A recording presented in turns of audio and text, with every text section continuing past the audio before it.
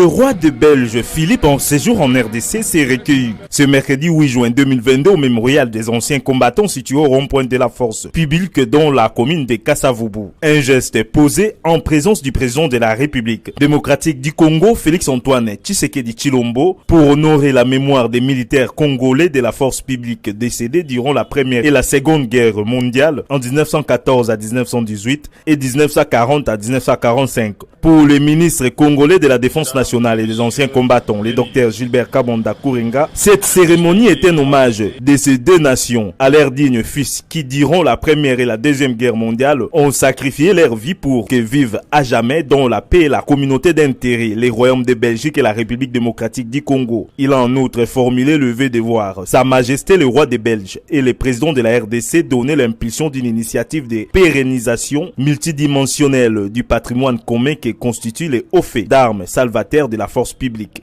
La cérémonie de cet instant est donc un hommage de nos deux nations à leurs dignes fils qui, en 1914 et 18 et en 1940-45, ont sacrifié leur vie pour que vive à jamais dans la paix et la communauté d'intérêt le Royaume de Belgique et la République démocratique du Congo. En ma qualité de ministre de la Défense nationale et ancien combattant, je formule le vœu que Sa Majesté le Roi et Son Excellence Monsieur le Président de la République, ensemble, donnent l'impulsion d'une initiative commune de pérennisation multidimensionnelle du patrimoine commun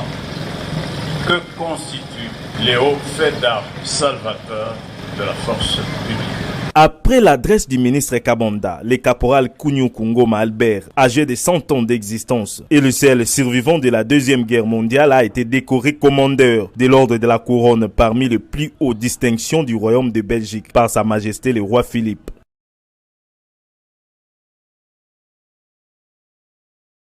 Auparavant, les colonels Découvert, attachés de défense à l'ambassade belge en République démocratique du Congo, avaient lu le mérite de la force publique et du caporal Kunyuku. Ici rassemblés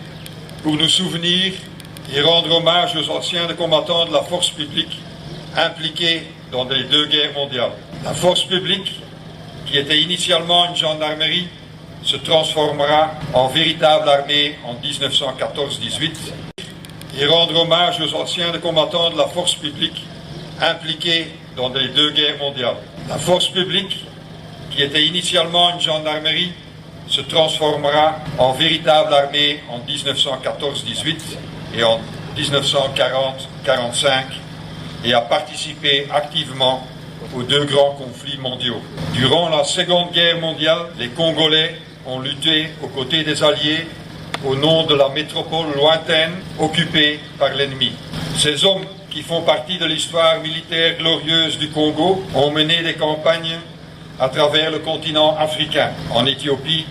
au Nigeria, en Égypte, mais aussi plus loin encore, en Palestine, aux Indes et en Birmanie. Les différences de climat, les difficultés matérielles surmontées lors du transport, les combats harassants, les aléas de la vie quotidienne, mais aussi la ségrégation qui régnait dans les rangs, ont marqué ces hommes de la force publique. Les victoires remportées à Sosa, Gambela et surtout à Sayo, où la force publique a défait les troupes italiennes alors que les Congolais étaient en infériorité numérique. N'oublions pas non plus le rôle joué par tous les porteurs de la force publique, dont beaucoup sont morts d'épuisement, sans qui elle n'aurait jamais pu obtenir ces victoires. Cher caporal, vous êtes maintenant le dernier témoin vivant de ces moments mémorables de la Seconde Guerre mondiale. Vous incarnez le lien invisible qui,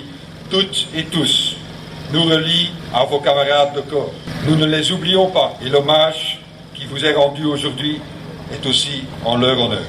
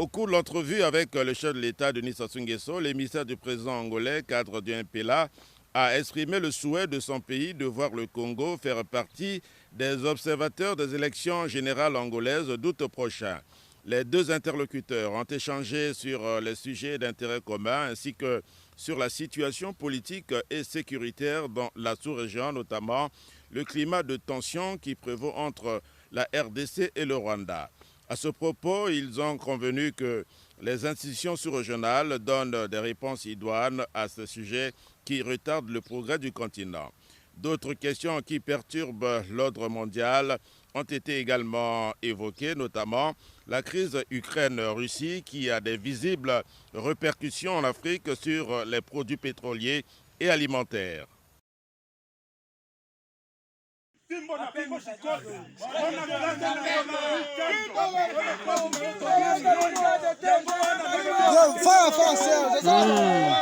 Voilà basoda mboka bo babeti mboka na makasi nyonso ya Nzambe toza na kati ya defile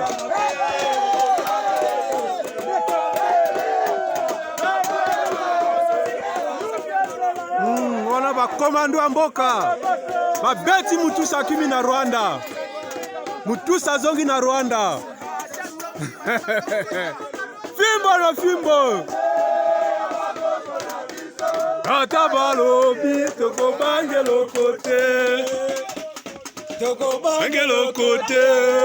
keba kuna pasa pasa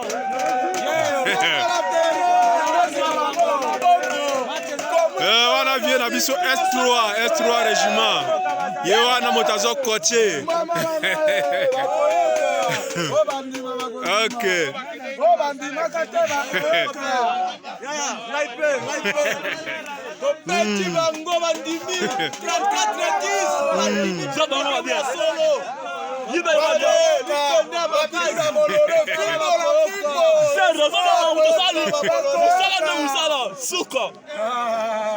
kana tia na musique ya fimbo na fimbo